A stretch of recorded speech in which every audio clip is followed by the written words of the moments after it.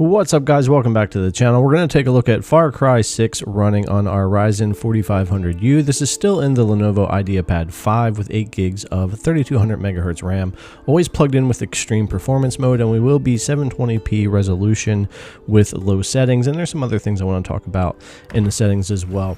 Now, they've used this Ryzen 4500U for over a year and a half in a lot of different laptops and handheld PCs, even like the A and Neo, so this could give you an idea of the performance for that. Getting into the settings we have here, of course, like I said, 720p. Quality-wise, everything is going to be set all the way down to low. This is very typical for most games, especially higher-end AAA games, for the 4500U being 720p and low. Now, in advanced settings, I don't have any cap on the frame rate or VSync turned on. That would be typical for me. Motion blur is turned off, and the Fidelity FX Super Resolution we're going to take a quick look at here in a minute, but most of this testing will be the raw performance without that turned on. So getting into the benchmark, just to get an idea of where we set at 720p at low settings, I was really surprised, and performance is kind of similar to Assassin's Creed Valhalla. The benchmark also isn't really indicative of real-world gameplay when you're playing either, but it gives us a baseline, and it will also allow me to show you the boost you can get from the Fidelity FX as well. So if I put those side by side, you can see the boost. Now, you will get more sporadic usage on your GPU and on your CPU.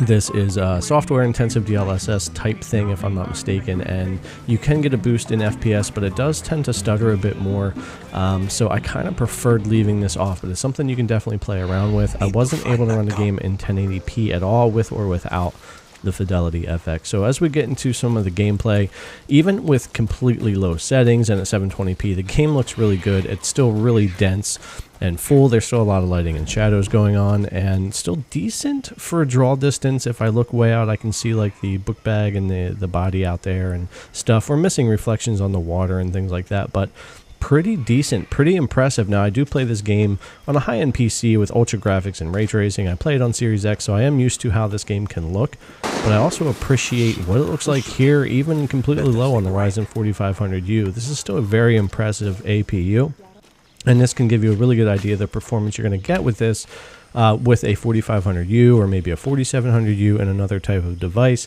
As I mentioned, the A and Neo being one I know a lot of people have grabbed up, and some others out there that you would be able to play, and 720p would be really good for those smaller screens. And coming into this little town spot here on PC, I get a pretty big frame rate drop as I run into this spot, and I was expecting worse here, but the laptop did a great job trying to hold its own at 30 FPS or above, so I was really surprised. Alright, I got a little bit of gameplay here for you, some gunplay to check out. Everything felt really good here, really responsive, and no problems at all. Thanks a lot for coming to check out the video. As always, I really appreciate it. If you haven't already, subscribe, thumbs up, ring the bell, and leave me your comment below. Thanks again, and I'll see you in the next one.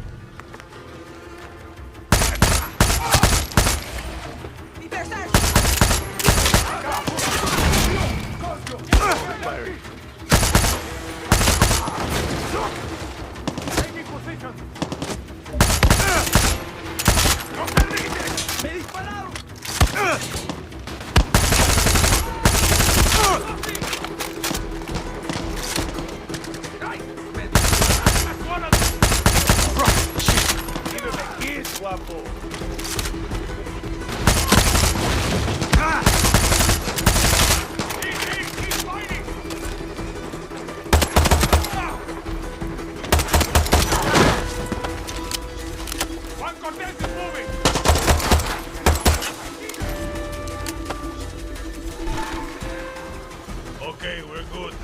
Get the hell out of here before the whole fucking army shows up. I'm drunk, but I'm not that drunk. Right behind you, old man.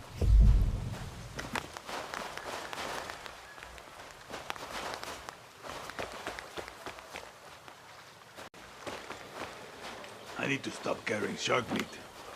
Guapo wants to be your friend. Or maybe he just needs to take a dump. Only one way to find out.